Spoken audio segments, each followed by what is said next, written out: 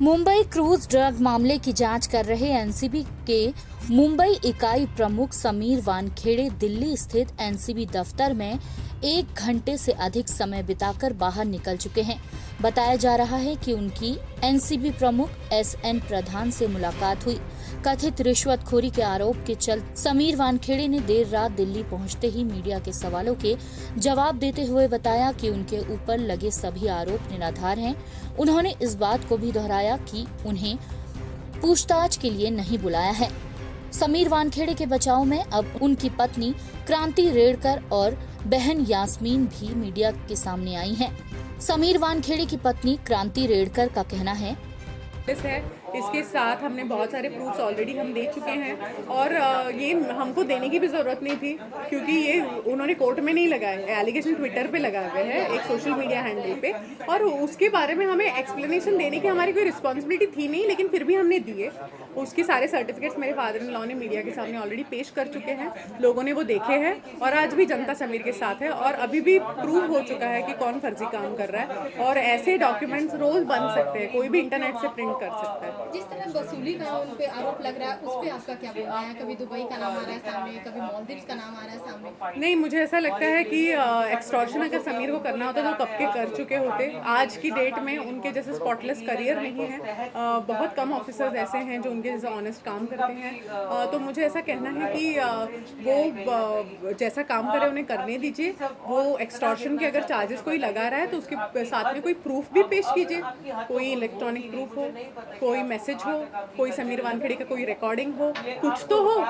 सिर्फ हम ऐसे नहीं बोल सकते। तो वैसे भी मैं भी बोल सकती हूँ हाँ इसने एक्सटॉर्शन किया, उसने एक्सटॉर्शन किया। ये बेसलेस कमेंट्स हैं। आई डोंट थिंक ऐसे बेसलेस कमेंट्स पे किसी ने ध्यान देना चाहिए। समीर जी कभी भी विजिलेंस से डरे नहीं हैं। उन्होंने जो भी ऑनेस्टी से काम किया है वो लोगों के सामने उन्होंने पेश किया है। उनको बार बार सरकार ने मेडल्स दे के पुरस्कृत भी किया है।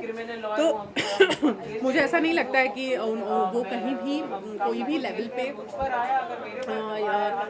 उस चीज़ से वो ये है वो डरते हैं या कोई भी चीज़ से। मैं चाहती हूँ सॉरी कि वो बिल्कुल भी विजिलेंस से उनको कोई भी खौफ नहीं है। अगर कोई इस केस का वो लोग एक्सटॉर्शन एंगल देखना चाह रहे हैं तो ज़रूर देखें। Sameer Wankhede clean and clear ही बाहर निकलेंगे। महाराष्ट्र के मंत्री नवाब मलिक मानो वानखेड़े के पीछे हाथ धोकर पड़ गए हैं। नवाब मलिक ने मंगलवार को एक प्रेस कॉन्फ्रेंस की और वानखेड़े की जाति बर्थ सर्टिफिकेट से जुड़े कई गंभीर इल्जाम लगाए। मंत्री ने 26 आरोपों वाली एक चिट्ठी भी सार्वजनिक की। नवाब मलिक का दावा है कि ये चिट्ठी एनसीबी के ही एक अधिकारी ने उन्हें दी है, जिसमें समीर वानखेड़े के खिलाफ संगीन आरोप हैं। इस पर वानखेड़े की पत्नी का कहना है, जिस हिसाब से अपना रिलीजन प्रूव करने के लिए हम लोग उनके डॉक्यूमेंट्स दिखा रहे हैं, ये भी बहुत ही दर्दनाक और बहुत ही शर्मिंदगी वाला है। वो क्योंकि वो एक छोटी जाति से आते हैं, क्योंकि वो एक छोटे गांव से आते हैं। इसमें कोई शर्म की बात नहीं है, इसमें कोई शर्म की बात नहीं है। तो आप उनको क्या लगता है वो सबके सामने लाएंगे तो वो शर्मा जाएंगे? नहीं, उनको बहुत अभिमान है वो कहाँ से बिलोंग करते हैं। उनको अपनी जात का अभिमान है, उनके गाँव का अभिमान है, उनको इस चीज़ का अभिमान है कि उनके फादर हिंदू है, उनकी ये चीज़ का भी अभिमान है कि उनकी मदर मुस्लिम है। वो एक सेक्युलर बंदा है, उसके पैर खींचने की कोशिश ना करें।